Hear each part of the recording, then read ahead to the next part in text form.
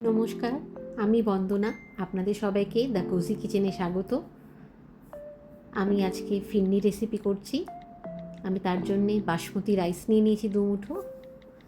এটাকে আমি তিন চারবার ভালো করে জল দিয়ে ধুয়ে নিয়েছি। এটাকে আমি হামাম দিস্তায় ভালো করে গুঁড়ো করে নিয়েছি। আপনি এটা চাইলে পরে মিক্সিতেও বেটে নিতে পারেন, পাউডার করে নিতে হবে।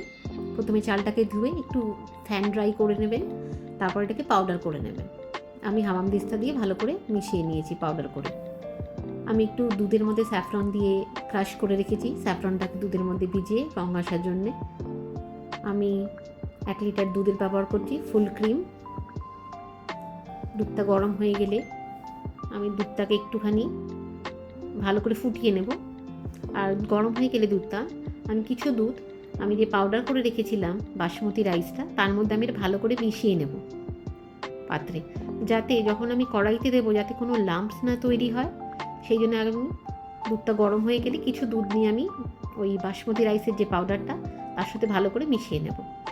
দুধটা কিছুক্ষণ ফুটে যাওয়ার পর আমি ওই চালের মিশ্রণটা দুধের মধ্যে দিয়ে দেব। গ্যাসটা হাই ফ্লেমে এখন রাখবো আমি। এটাকে আমাকে ভালো করে চালিয়ে নিতে হবে। কন্টিনিউ আমাকে খুন্তিটা চালিয়ে যেতে হবে যাতে তলায় লেগে না যায় কোনোভাবে। স্যাফরন মিল্কটা আমি এবার এই মোমেন্টে এখন দিয়ে দিচ্ছি। ভালো করে মিশিয়ে নেব আমি। আস্তে আস্তে রঙটা আসছে স্যাফরনের।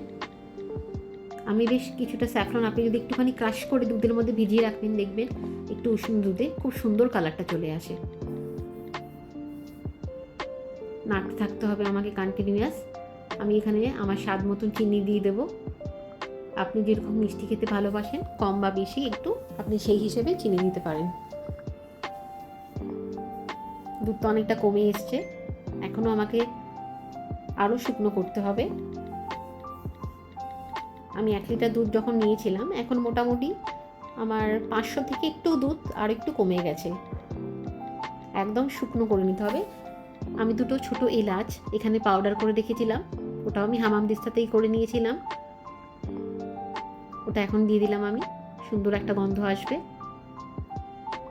এমনি ফিরনি খেতে আমরা সবাই ভালোবাসি। এই দেখুন অনেকটাই শুকনো হয়ে গেছে, আর একটু সামান্য একটুখানি ঘন করে নিলেই আমার হয়ে যাবে। ফিরনি ছোট বড় সবাই খুব খেতে ভালোবাসে, আর খুবই কম উপকরণে রান্নাটাও হয়ে যায়। আমি এরকম 2টো মাটির পাত্র নিয়ে নিয়েছি, এটার মধ্যে আমি পরিবেশন করব। এটাকে ভালো করে ধুয়ে শুকনো করে নিতে হবে পাত্রগুলোকে। এখানে আমি ফিরনিটা নিয়ে নিচ্ছি, ছোট হাতা দিয়ে আমি নিয়ে নিচ্ছি ফিরনিটা। আমি উপর থেকে সমান করে দেবো, তারপর চামচের সাহায্যে আমি ফিরনিটাকে সমান করে দিচ্ছি। আমি উপর থেকে একটু রোজ পেটাল, কেশর আর একটু পেস্তা কেটে আমি গার্নিশ করে নেব। ফিরনিটাকে আমি 2 ঘন্টা রেফ্রিজারেট করে নিয়েছি, যাতে একদম চিল্ড ঠান্ডা আমি সার্ভ করতে পারি। রেসিপিটা ভালো লাগলে লাইক, শেয়ার, সাবস্ক্রাইব করবেন। নমস্কার।